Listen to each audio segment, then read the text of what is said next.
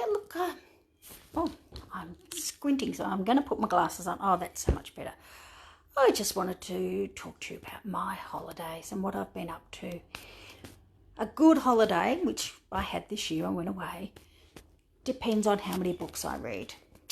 And this holiday, I got to read 2 and a good third of some books. And I wanted to tell you about the last book that I just finished this morning. It is brilliant, an amazing book.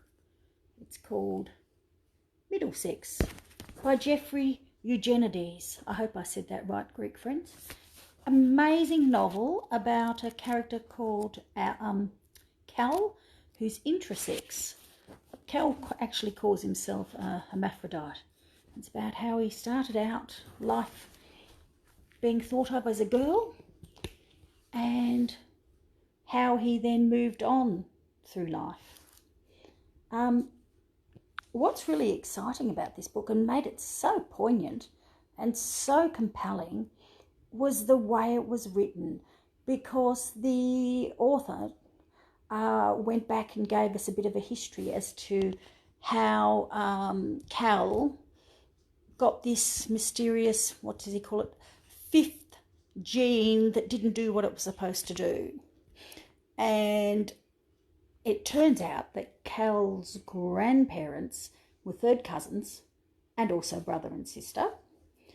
And Cal's, or Calliope, she was known at the start, and Calliope's parents were second cousins. So you can imagine that with all this interbreeding, that there was a few problems. But it's just a brilliant book, and if anyone's looking for a great read, I suggest you look at it. And it's just so beautiful, as I said, it's just so beautifully written. I just love how where she talks about, actually it's really hard because most of the story, the protagonist is a girl, and then at various parts she becomes a he. And given that most of the story you think of her as a girl, it's really difficult to think of her in the other one, under the other name of Cal, not Calliope. But anyhow, I want people to think about, if they're looking for a good read, to really pick this book up because it's lots of fun. And it talks about what we get from our heritage, what we get from our genetics, what we get from our society, what we get from how we're brought up. And it's really quite interesting because he goes to see a doctor at puberty when he's 14 because he's not happening. Things aren't happening like they expect a young girl to. He didn't have any breasts. He even pretended he got a period because he went to a girls' school, or she went to a girls' school. And they did an assessment and decided that, she'd been brought up as a girl, so let's just leave her as a girl.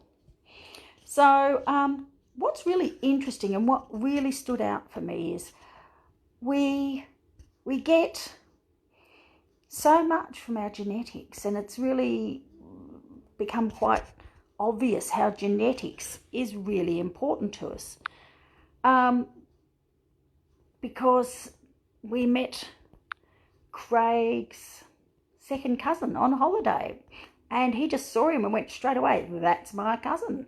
So it was quite interesting. And the genetics in the character Cal's family, as I just said to you, are very complex, given that her grandparents are brother and sister and third cousins, and her actual parents are second cousins.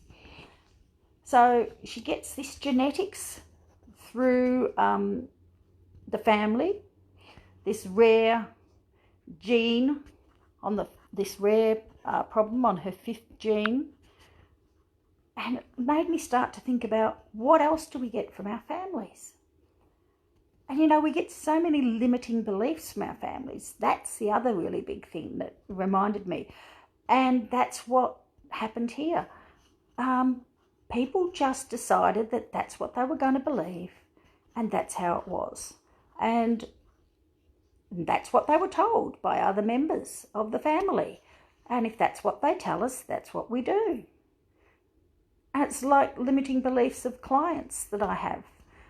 My own limiting belief around the use of water that my mother instilled into me. So it's a really, really fun read. And I'm going to talk about the other books that I read over summer in the coming days, because I think there's not enough reading being done. I'm doing lots of reading these holidays, and people need to start telling people about the really fun things that are out there. And, and it really got me. I woke up this morning really thinking about limiting beliefs, because so many of the clients that I work with have limiting beliefs, beliefs that they've inherited from their families. Just like Cal inherited this recessive fifth gene that caused him, as he called himself in the book, had an hermaphrodite.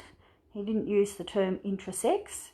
It turns out there's all sorts of different hermaphrodites, and he even mentions that one form of hermaphrodite tend to be exceptionally tall and have an amazing woman's body, and you'd be surprised how many, he says in the novel, so I don't know if this is the case nowadays, but how many models may actually have this condition. So, food for thought. So anyhow, that's just me today, just telling you about this amazing book. It won a Pulitzer Prize, and I think it deserves a Pulitzer Prize. It's just a beautiful read, so well written, so beautiful. And here's the fun bit, I'm just looking at the back.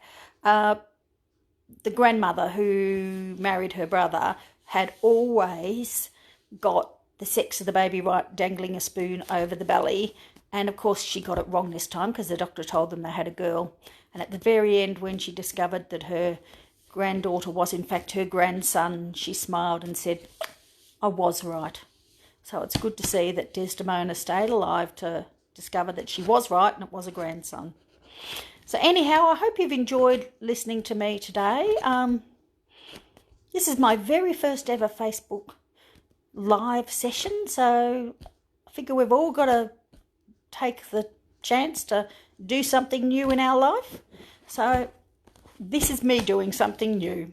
Okay, look, thanks everybody for watching. I can see Jenny and Kayla and Kaylin and Michael and Patrick and Craig. So hello everybody, and thanks for listening. And if you want a book and you're around, I'll lend it to you. Okay, bye.